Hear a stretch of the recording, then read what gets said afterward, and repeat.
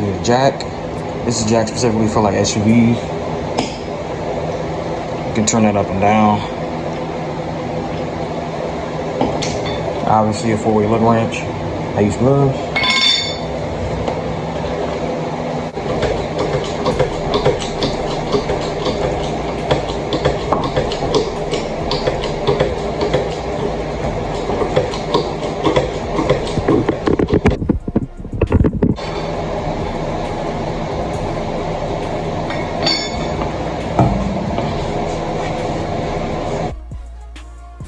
So you're only dealing with about 5 tabs. I'm pretty much pointing all at them.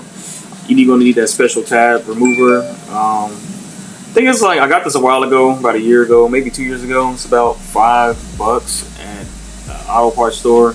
Maybe more than that now due to inflation. I'm going to probably state that in a lot of my videos now, because inflation really is killing. Everything is up. So yeah, the prices of that probably pretty high now.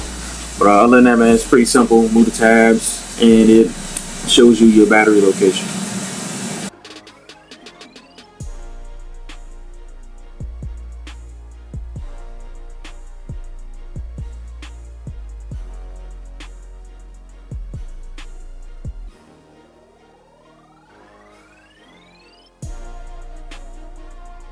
We'll put the battery down here. It is smart, but a bad design as well. It saves more space in the front of the hood, but it makes it hard because, I mean, look what spot is at, you know what I'm saying? So,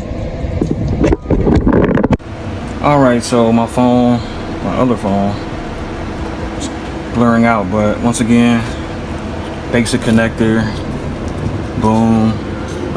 This one right here, he's gonna pull that pin back inside the, move this. We'll need a deep threaded socket with that, which I have. I'm not sure what size these are, but we'll figure it out here in a second. Like it takes a 10mm or 11. Get that off. Now I can't even see this side. I can't see what side is on.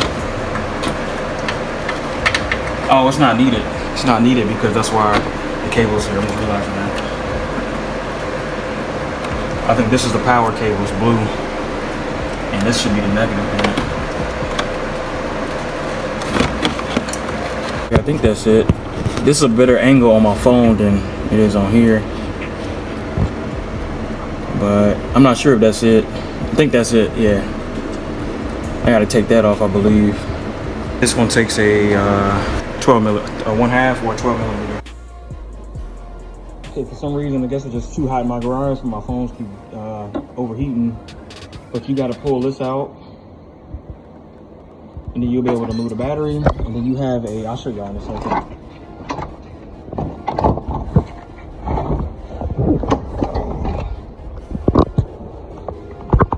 Yeah, this is the OEM battery. Look. I had this car for 4 years now, I think. Might say Mopar on there, I don't know. Yeah, this is the original battery. They don't have no brand or anything on there. Not even on the bottom. So once again, this is the original battery. It has to be. I got this car with 29,000 miles. And my fans are truly tripping.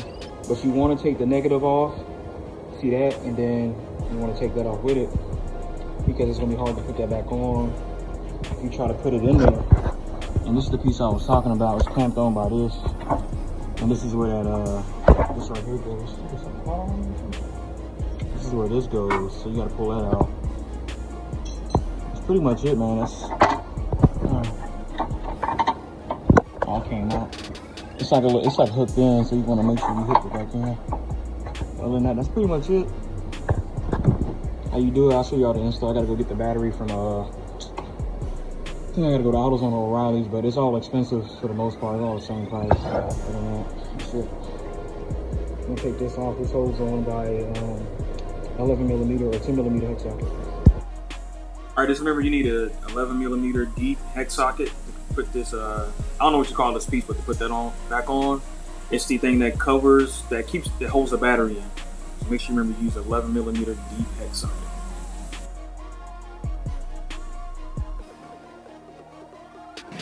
Alright, so before you put anything back together, go to the car, crank it up, make sure everything's working properly. The reason for me changing my battery, because my wife got in the car the day before this, or I think earlier that day, and then it wouldn't start. I was like, it gotta be the battery. The car's already almost 4 years old, or we got it in 2019 to 2017, so it gotta be the battery. So once again, get all your connectors, everything in. Once again, before you place the battery, just make sure that your battery works, that your car cuts on, and let's put everything back together. Simple as that.